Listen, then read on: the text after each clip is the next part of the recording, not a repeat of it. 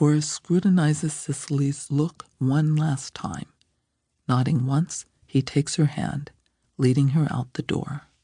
Hopping into a taxi, Cicely does not bother to ask where they are going, thinking she would not understand if he told her.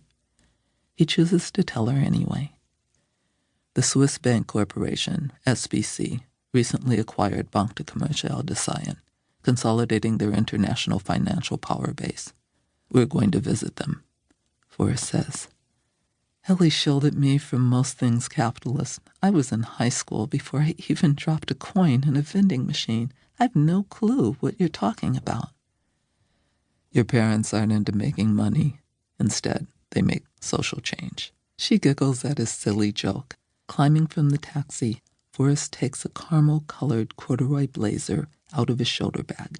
Slipping it on, he says, "Walk like a dancer and follow my lead." I haven't got much choice in either, she says.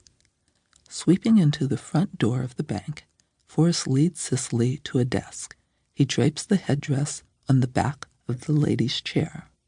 In character, she fondles its train as if it were her boa. He refers to the gentleman behind the desk by name. "Good afternoon, Mr. Bass." "How are you, Mr. Oljig?" Bass extends his hand. "Quite well, thank you. I would like to make a deposit," Forrest says. "Of course, sir," Bass says, beckoning Forrest to sit. The banker takes a form and a pen from his desk drawer, placing them on the blank desktop. "May I have your passport?" Bass asks. Forrest removes a Canadian passport from the breast pocket of his jacket and passes it to the banker. Hidden from Bass's view by the desk, Cicely kicks Forrest's calf with the foot of her crossed leg. "Are you all right, darling?" Forrest asks, placing his hand on her thigh above her knee. "Hell no, I'm not all right," Cicely thinks, sucking her teeth and keeping her mouth shut. "After all the discussion we had about crossing borders, you handed a Canadian passport to a banker." Forrest tosses Cicely a wink. She pulls her thigh from beneath his hand, coming as close to a scowl as her luscious red lipstick allows. "May I have your account and routing numbers?" Bass asks.